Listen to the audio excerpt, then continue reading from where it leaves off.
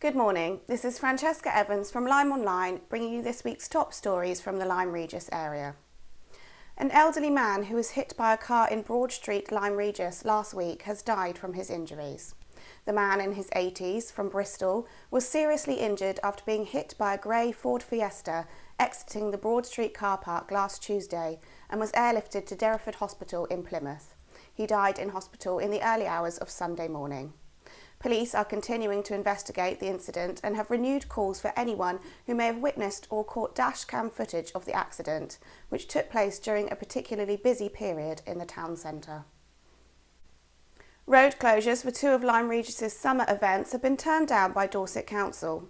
Closure applications have been rejected for Lyme Morris Day on July 17th and for the annual Summer's Day Parade on July 21st, with one of the reasons given being the increased volume of traffic seen in the town in recent weeks.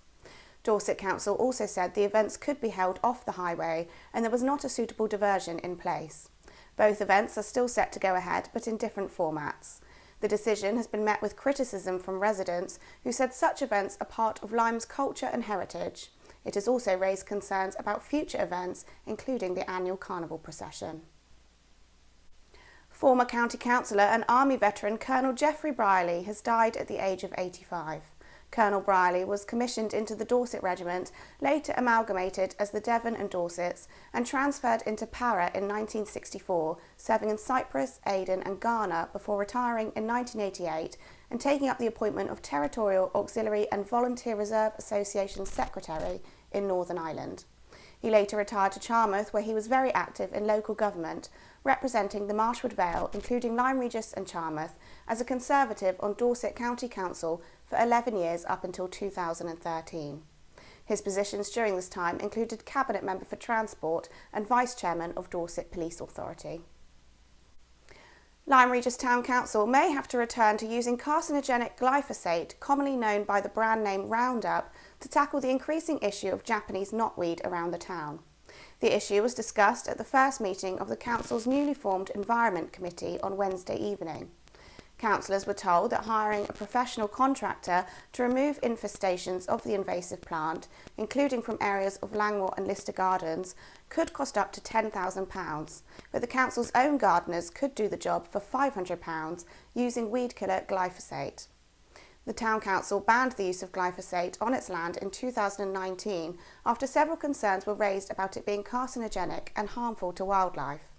In March 2015, the World Health Organization's International Agency for Research on Cancer produced a report which increased glyphosate's rating from a possible carcinogen to a probable carcinogen. It gave the same rating to eating pork, lamb or beef or drinking coffee. The Town Council's operations manager has been asked to carry out further research into any alternative products which could be used to tackle Japanese knotweed before any decision is made. Town Councillor Cheryl Reynolds is launching a petition in a bid to help local people unable to afford a home in Lyme Regis. Councillor Reynolds will be requesting that Dorset Council makes an exception in its housing allocation policy, asking for all social housing stock still managed by housing associations in Lyme Regis to be made available to people who live in or have a genuine connection to the town, and not to those who move from other areas of Dorset. She has argued that moving people from other areas into social housing in Lyme Regis is creating ill feeling in the town, and those relocated here are not receiving the support they need. As there is little land available in Lyme Regis for rural exception sites, often built in other towns and villages to house local people and those with strong local connections, Councillor Reynolds said Lyme Regis should be made an exception in itself when it comes to housing allocation. She'll be launching her petition as soon as coronavirus restrictions are eased on July 19th. In local sport, Lyme and Lyme Regis made a storming start to the new cricket season, setting the pace at the top of the Devon Cricket League Division D East, establishing themselves as favourites for the title. Then the bubble burst and they lost 3 games in succession, allowing Alphington and Countess Weir to take over the top spot. Last weekend, however, they rediscovered their form and returned to winning ways with an 18-point victory at home to Sidmouth Third 11. Lyme found runs hard to come by, losing wickets steadily without any of the batsmen amassing any significant totals in their 149 runs. Top scorers were Jerry Sims, who carried his bat for 27, and Charlie Moss with 19 runs. Any hopes Sidmouth had that 150 was an achievable reply were dashed by Tyler Wellman, who in a blistering 7 overs dismissed 6 of the visiting batsmen at a loss of only 24 runs. In a T20 match during the week, Upline booked a quarter-final place in the Devon League Corinthian Cup, and they are leading the new East Devon Bash T20 League with a 3-point lead over local rivals Seaton.